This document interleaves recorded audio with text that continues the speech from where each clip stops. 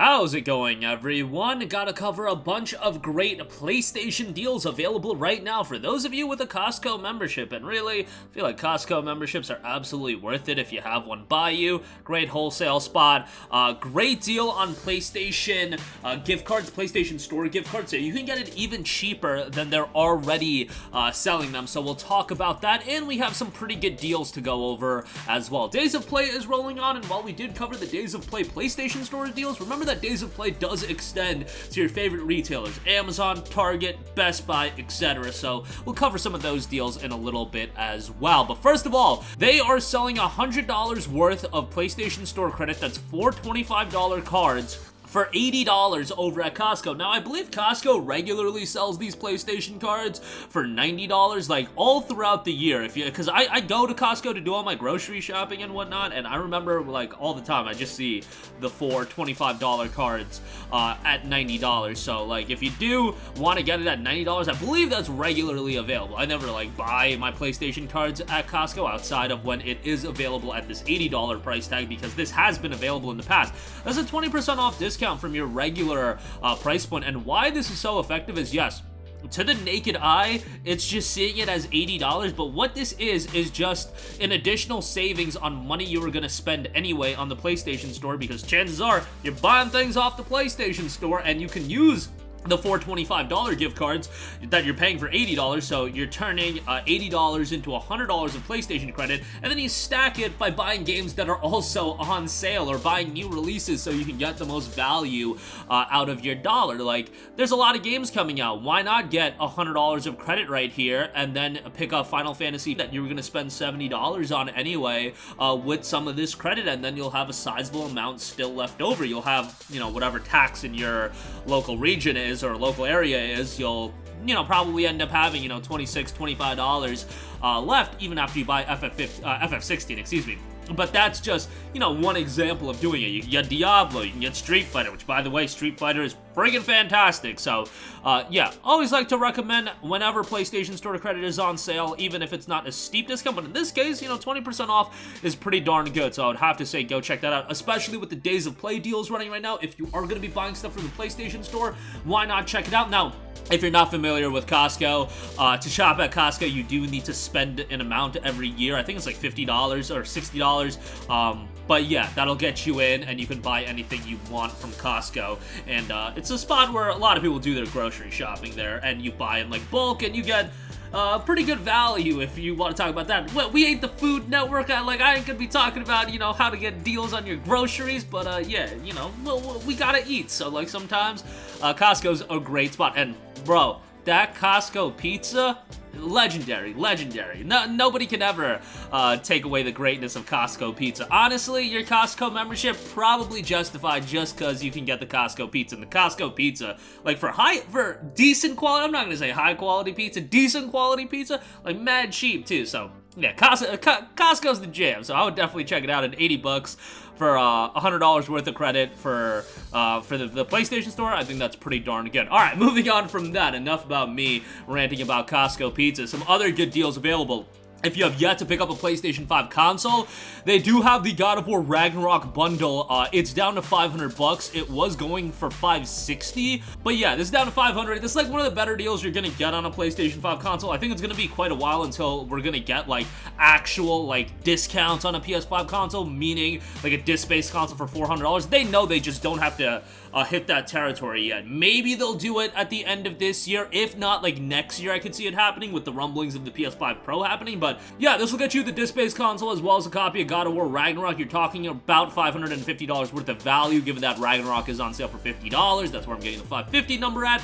But it should be noted, this is a digital-based copy of God of War Ragnarok, which is just so lame that you're getting a disc-based console, but they give you a digital copy of the game. Just absolutely whack, and it's completely whack that they're doing it for the premium editions of the game. I get it that it'll allow people that have a digital-based console to still get the premium editions of games, but let's be real. If you're the kind of person to buy a premium edition of a game with like a $200 price tag, you probably have a disc-based console as well, since you're probably like more of a collector or whatnot. I don't know. That's just my 2 cents. Nevertheless, $500 for the Ragnarok bundle.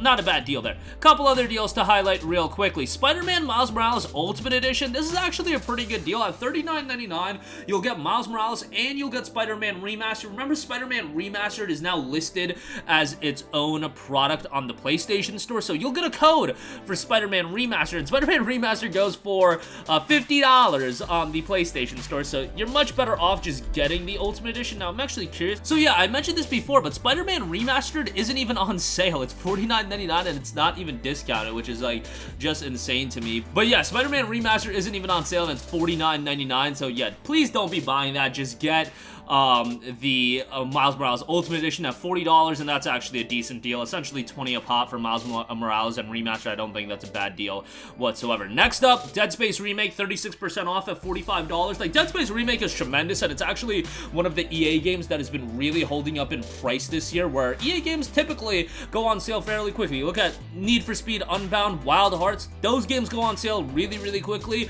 Then you see like a Dead Space Remake and a Star Wars, still early on in the game for Star Wars, but Dead Space has held up in price for, 5 months now. It's been since its release, or 4.5 months, and, $45 for the game is pretty good. It's a little bit on the shorter side, but man, sometimes you want a game that gets a great experience, and is going to take 40 plus hours to complete. Dead Space Remake is so good, and just a masterfully done remake. It really stays true to the original while expanding it a little bit, and the gameplay is still fantastic. Visually looks gorgeous as well. I think $45 is a great price. I could see this getting down to $30 by Black Friday. Like, that's probably the basement price I see it for, like, Black Friday. So if you want to wait until then, I do see this getting cheaper and cheaper, but for $45, it's pretty darn good.